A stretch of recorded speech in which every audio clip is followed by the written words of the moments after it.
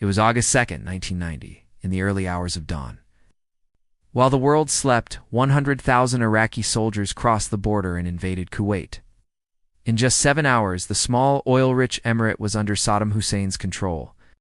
But what seemed like just another regional conflict would become the first major televised war in history and forever change the balance of power in the West Asia.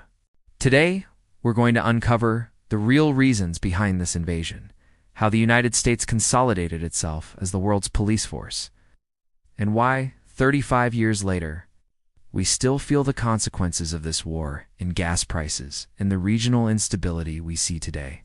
To understand the Gulf War, we first need to understand the man who provoked it. Saddam Hussein wasn't just any leader. He saw himself as the new Nasser, the great leader who would unify the Arab world. Born in the small village of Tikrit, Saddam had a difficult childhood. At 10 years old, he went to live with an uncle who taught him two fundamental things: how to fight and how to shoot. By age 11, he was already using violence to get what he wanted. But Saddam also studied law in Egypt, where he was influenced by Pan-Arabism and the Ba'ath Party, created in 1947 in Syria. Initially had an interesting proposal: to think about the Middle East with its own perspective, free from Western influence. In 1968, Saddam came to power as vice president, and in July 1979, he became president after the mysterious departure of his cousin. At that time, Iraq was consolidating itself as a regional power, a prosperous country with one of the best human development indexes in the region. But 1979 was a year that changed everything in the West Asia. The Iranian Islamic Revolution overthrew the Shah, a U.S. ally, and brought Ayatollah Khomeini to power. For Saddam, this represented an existential threat. Why? Iraq had a majority Shia population, about 60%, but was governed by a Sunni elite. Saddam feared that the Iranian Revolution would spread to his country and remove him from power. His actions against the Shia population were brutal, reaching the point of ethnic cleansing in the southern region of the country in 1980. In September 1980, Saddam decided to strike first. He bombed 8 strategic points in Iran, initiating one of the bloodiest wars of the 20th century. What should have been a quick war transformed into a trench war that lasted 8 years.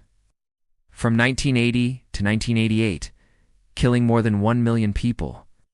Ironically, the United States supplied weapons to both sides, a cynical strategy summarized by then-Secretary of State Henry Kissinger.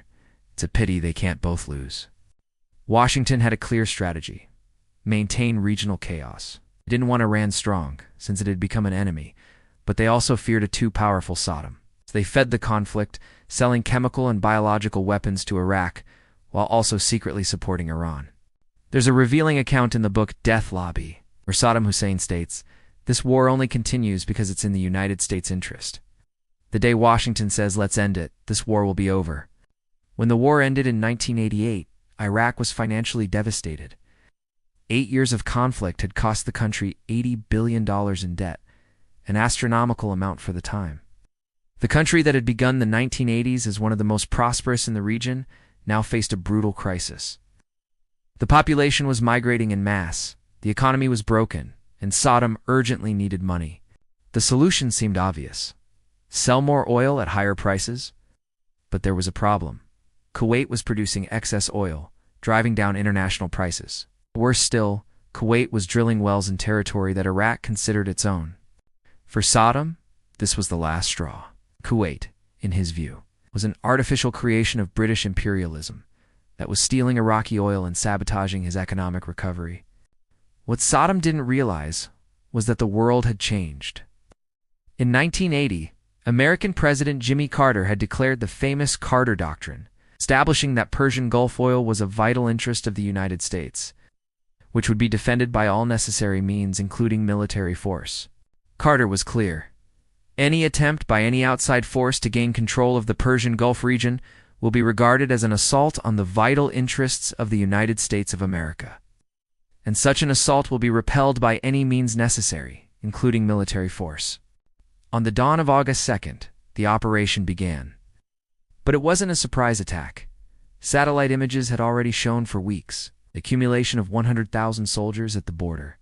In 7 hours, Kuwait was occupied. The royal family fled, and even the royal jewels were looted by Saddam's family. For the first time in Cold War history, the UN Security Council functioned perfectly. Resolution 660 was approved condemning the invasion and demanding immediate withdrawal of Iraqi troops. Brutal economic sanctions were imposed. The United States assembled an impressive coalition of 34 countries. But let's be clear, despite the name International Coalition, it was really the Americans who fought. They provided more than 70% of the troops and all the advanced military structure. The technological difference was abysmal. Iraq had the world's fourth largest army at the time, but it was equipped with technology from the 70s and 80s. The Americans arrived with smart weapons, night vision, GPS technologies that the Iraqis didn't even know existed. This was the first war broadcast live on television. Journalists like Peter Arnett from CNN reported the bombings in real time, with explosions happening in the background. The entire world could watch the war as if it were a movie. The military operation was divided into two phases. Desert Shield, from August 1990 to January 1991, involved troop buildup and preparation. Desert Storm, from January to February 1991, consisted of 42 days of intensive aerial bombardment, followed by only 100 hours of ground war. The numbers speak for themselves. Approximately 35,000 Iraqi casualties, against fewer than 400 coalition deaths. Nearly 4,000 Iraqi tanks were destroyed against only 15 American ones. It was a technological massacre. When Iraqi troops withdrew, they made sure to cause maximum damage. They set fire to 600 oil wells, creating an ecological hell that lasted for months. Black smoke covered the sky for kilometers. The war provoked one of the largest forced migrations in the region. Iraqis fled mainly to Jordan and Syria, while Kuwaitis took refuge in Saudi Arabia. Entire families abandoned everything in search of safety. The most surprising thing is that Saddam Hussein remained in power. The Americans, despite their overwhelming military victory, had no plan for the post-war period. As an American military officer said at the time, "And now, what do we do?" Between 1991 and 2003, Iraq lived under the most severe sanctions in modern history. Basic medicines were prohibited. Anesthesia for dental surgeries was considered dual-use material that could make bombs. Child mortality skyrocketed.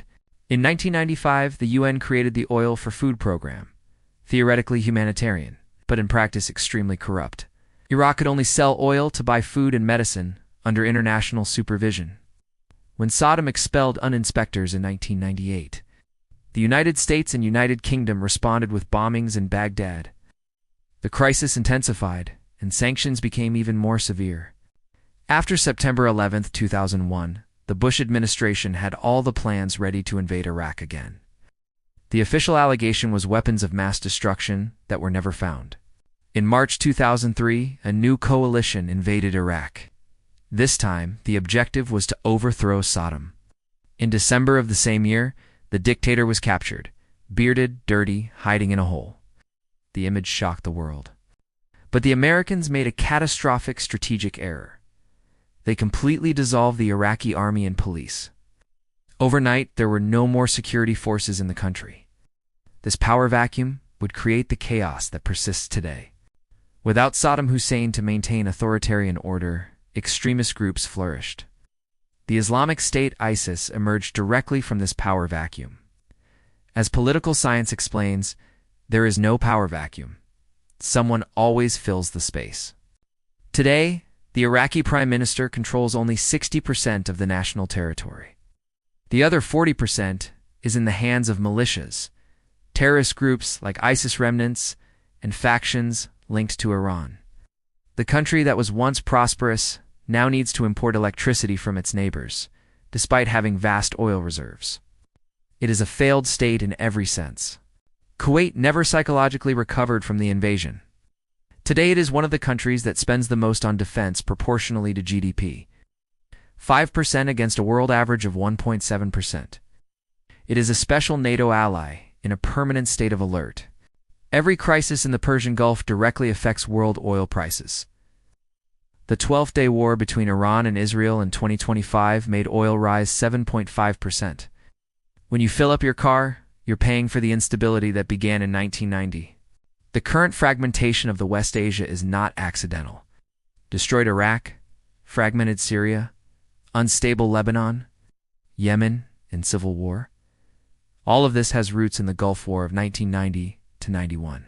The divide and conquer doctrine emphasizes an unstable region is easier to control than a unified and strong region. The Gulf War was the last moment when the UN managed to function effectively. Today, with a multipolar world, BRICS, regional blocs, multiple powers, that unanimity of 1991 is impossible. 35 years after the invasion of Kuwait, the West Asia still pays the price for the decisions made in those August days of 1990. Saddam Hussein, who dreamed of being the leader of the Arab world, ended up in a visually shocking way and as an absolutely controversial leader. The question that won't go away: what if Saddam hadn't invaded Kuwait? What could have happened differently? Today, while we discuss energy transition and renewable energies, the West Asia tries to reinvent itself. Saudi Arabia invests in green hydrogen with Brazil. United Arab Emirates becomes a technological hub. But the wounds of the Gulf War still bleed. Every time you see gas prices rise because of a crisis in the West Asia, remember one of the major reasons started on that? Dawn of August 2nd, 1990. And Saddam Hussein thought he could challenge the world. Another point to never forget: imperialism never sleeps. There is no coincidence in the geopolitical chaos of West Asia. There is no coincidence in the number of self-proclaimed extremist groups that, at the end of the day, merely serve the Western agenda. There is no coincidence in the Western full defense of a colonial state like Israel. There is no coincidence in the attempt to demonize, through profound propaganda, every group fighting for national sovereignty and freedom in the region. If this video led to a better understanding, don't forget to like and subscribe the channel to keep thinking the world how it really is.